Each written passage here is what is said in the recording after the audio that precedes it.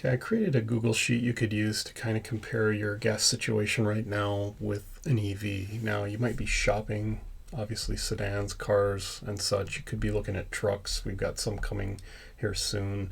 Some are already out and in production. Again, they're taking reservations. You could be slated anywhere from 6 to 12, maybe 2 years out, depending on what you ordered. Again, if you're looking at trucks long term, you could be looking at the Cybertruck, not the Cybertrucker. I should probably try to not talk and type, but again, this probably is estimated as coming as well. And you can, again, any of these, you can come in, either order, reserve, get your name on the list, and in the meantime, if you're okay plunking that money down, you've taken that step. Again, you can always cancel later.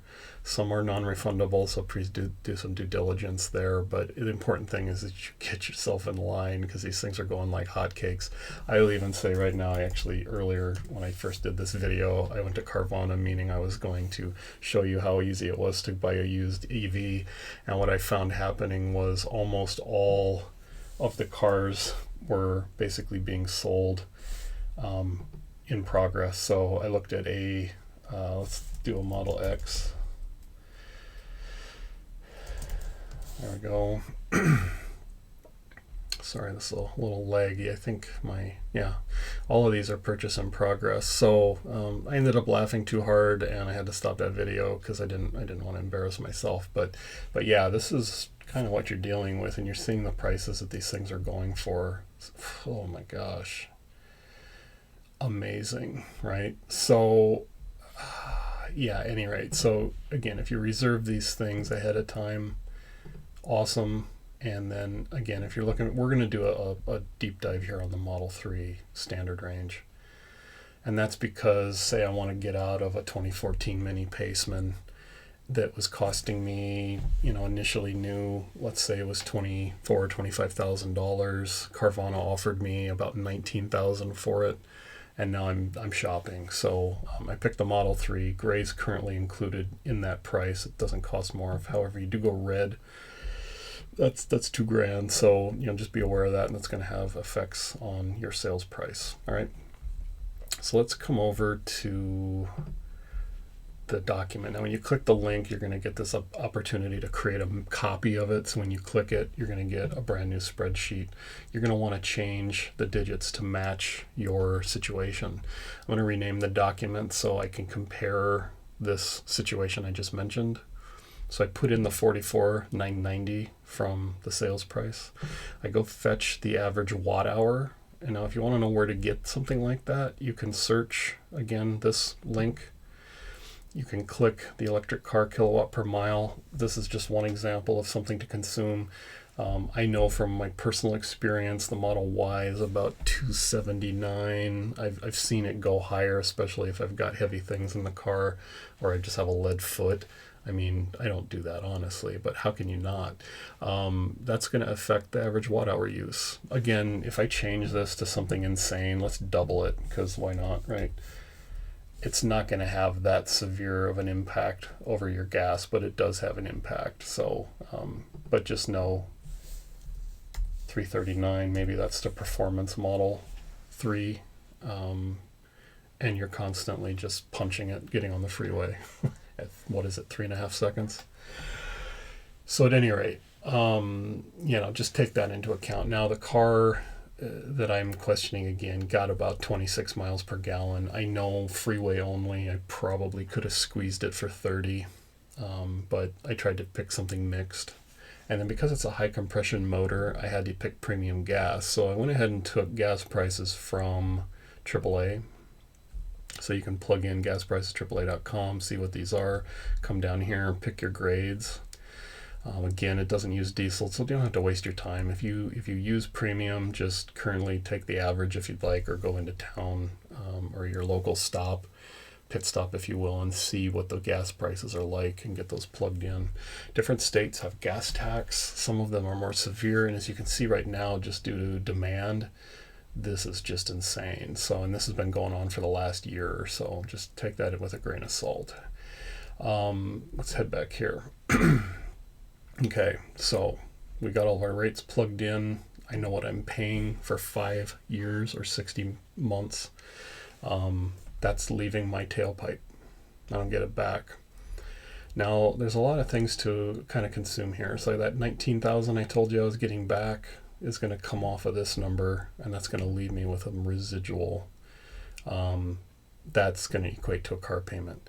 Now, you're really fortunate if you can get your savings to equate or exceed your car payment, because that meant this conversion or this migration going from gas to EV basically pays for itself. That's awesome, but still here we're doing some damage here pretty good, because we've hit 87.27% of our goal converting. And the other thing to call out is if I bought this car at this price, this loan rate, yours might be higher or lower if you got a really awesome deal. This is my monthly expected out just for payment, gas, and maintenance.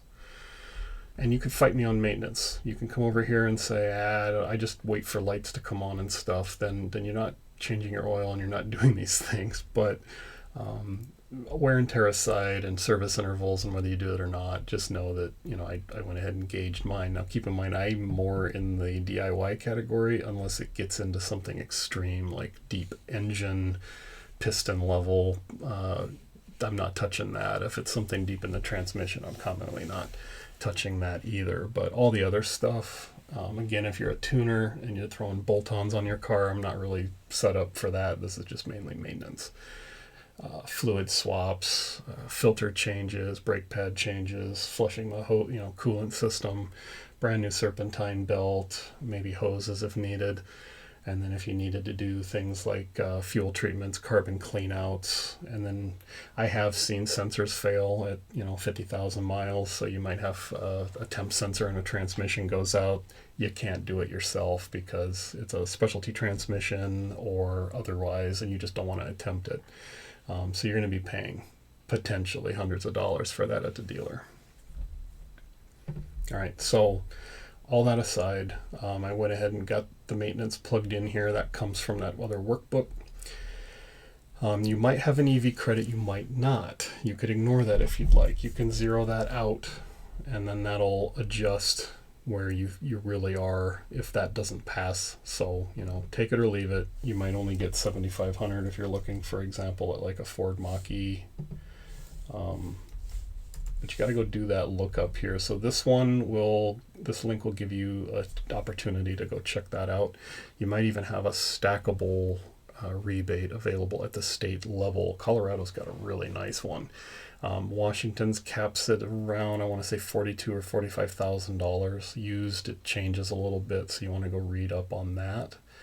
And then obviously these reservations I was telling you about, you're going to put some money down. That used to be $100, might be $250. And then you're going to wait.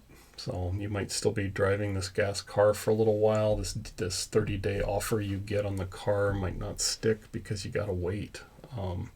So yeah, you have some things to think about. That's why possibly Carvana is a little more appealing, because you might be able to find a car and they will bring it to you. So that's really cool. And again, if you're selling your car with them, it's very easy to get the offer. I did a video session with a notary, and then I met an individual nearby. He inspected the car.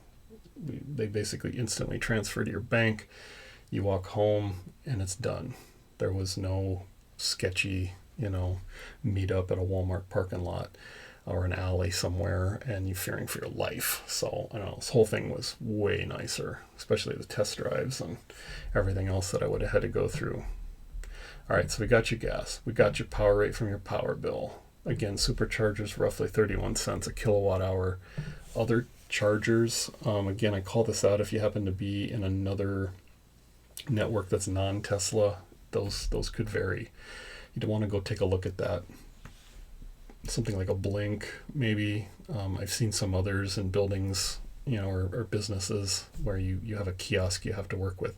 I will call out Tesla. You just commonly pull in, whether you're backing in or if it happens to have the one for like towing where you can just pull in straight and charge.